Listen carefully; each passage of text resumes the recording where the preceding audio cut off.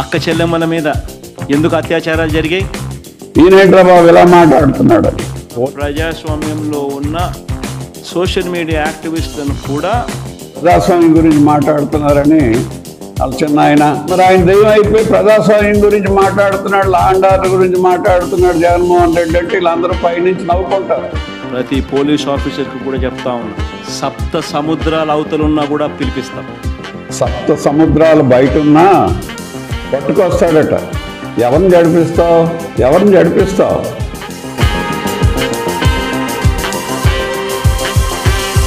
ఒక్క మంది అక్క చెల్లెమ్మల మీద ఎందుకు అత్యాచారాలు జరిగాయి? చిన్నపిల్లల మీద, అక్క చెల్లెమ్మల మీద ఎందుకు 7 మంది చనిపోయారు ఆడవాళ్ళు? జగన్మోహన్ రెడ్డి గారు గొంతు చించుకుంటున్నారు. అధికారంలో నియంతృత్వం అలవాటు అయిపోయేటటువంటి వ్యక్తికి ప్రజాస్వామ్యం అలాగే కనిపిస్తుంది. ఆయన టైంలో రాజ్యాంగం లేదు, రాజారెడ్డి గారి రాజ్యాంగమే. రాజ్యాంగం ప్రకారం పరిపాలన లేదు. అసెంబ్లీలో ప్రశ్న లేదు, జవాబు లేదు. జవాబు చెప్పాల్సినటువంటి జగన్మోహన్ రెడ్డి అసెంబ్లీలో ప్రశ్న తిరిగి వేసేవాడు. చివరికి సోషల్ మీడియా యాక్టివిస్టులను కూడా ప్రజాస్వామ్యంలో ప్రజల తరపున గొంతు విప్పుతా ఉన్న ప్రజాస్వామ్యంలో ఉన్న సోషల్ మీడియా యాక్టివిస్టులను కూడా ఇంతటి దారుణంగా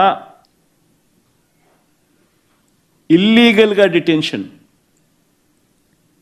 సుప్రీంకోర్టు ఉత్తర్వులను వెటకారం చేస్తూ ఇల్లీగల్ డిటెన్షన్లు మరి ఎందుకు చేస్తూ ఉన్నారు? మంచి ప్రభుత్వం ఈ 5 మాసాల్లో జనం సుఖశాంతులతో ఉండడం ఆయనకి ఇష్టం లేదు. ఈయన బాధపడిపోతున్నాడు. ఏవేవో మాట్లాడుతున్నారు. లా అండ్ ఆర్డర్ గురించి మాట్లాడారు, శాంతి భద్రతల గురించి జగన్మోహన్ రెడ్డి మాట్లాడుతున్నాడు. దెయ్యాలు నవ్వుకుంటాయి, మనుషులు కాదు. దెయ్యాలు నవ్వుకుంటాయి. ఏంట్రా బాబు ఈయన శాంతి భద్రతల కోసం మాట్లాడుతున్నాడు?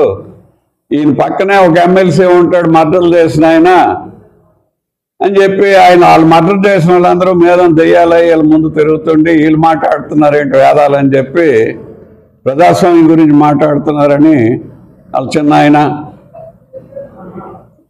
ఎవరో వాళ్ళ ఎమ్మెల్సీ మర్డర్ చేసిన ఆయన, మరి ఆయన దైవం అయిపోయి ప్రజాస్వామ్యం గురించి మాట్లాడుతున్నాడు, లా అండ్ ఆర్డర్ గురించి మాట్లాడుతున్నాడు జగన్మోహన్ రెడ్డి అంటే వీళ్ళందరూ పైనుంచి నవ్వుకుంటారు. నేను ఒకటి చెప్తా ఉన్నా, మీ ఇష్టానుసారంగా మీ ఇష్టం వచ్చినట్టుగా ఇదే మాదిరిగా మీ వ్యవహార శైలి ఉంటే ఎల్లకాలం ఇదే ప్రభుత్వం ఉండదు. నేను మళ్ళీ చెప్తా ఉన్నాను, ప్రతి పోలీస్ ఆఫీసర్కి కూడా చెప్తా ఉన్నా, న్యాయాన్ని గౌరవించండి, ధర్మాన్ని కాపాడండి.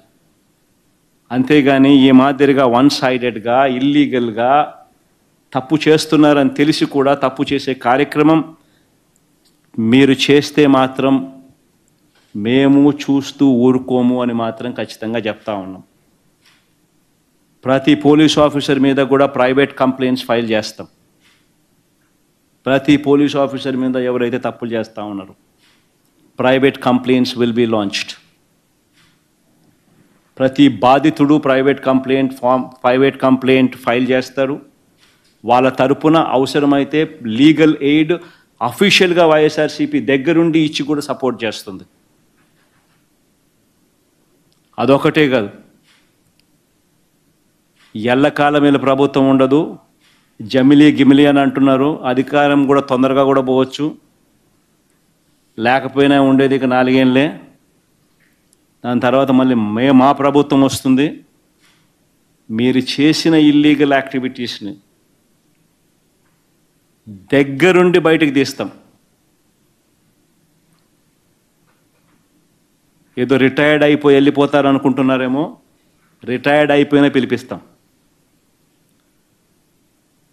లేకపోతే తిరుపతిలో ఆయన సుబ్బరాయుడు ఉన్నాడు, చంద్రబాబు నాయుడు తెలంగాణ నుంచి తెచ్చుకున్నాడు డెప్యుటేషన్ మీద. ఆయన ఏదో డెప్యుటేషన్కి మళ్ళీ తెలంగాణ వెళ్ళిపోతాను అనుకుంటున్నాడేమో, తెలంగాణ నుంచి మళ్ళీ పిలిపిస్తాం. సప్త సముద్రాల అవతలున్నా కూడా పిలిపిస్తాం. ప్రతి పోలీస్ ఆఫీసర్కు చెప్తా ఉన్నాం, చూస్తూ ఊరుకోం. చట్టం మీద చట్టం దగ్గర దోషులుగా నిలబెడతాం. ఈయనేట్రా బాబు ఇలా మాట్లాడుతున్నాడని పోలీసుల మీద మాట్లాడేటటువంటి మాటలేవు ఏవైతే ఉన్నాయో సప్త సముద్రాలు బయట ఉన్నా పట్టుకొస్తాడట. ఎవరిని జడిపిస్తావు? ఎవరిని జడిపిస్తావు? పోలీసుల్ని ఉడతారుపులకి వాళ్ళు ఏమీ భయపడేటటువంటి స్థితి ఉండదు. వాళ్ళకి స్వేచ్ఛ ఉంది, రాజ్యాంగం ప్రకారం నడుస్తున్నారు.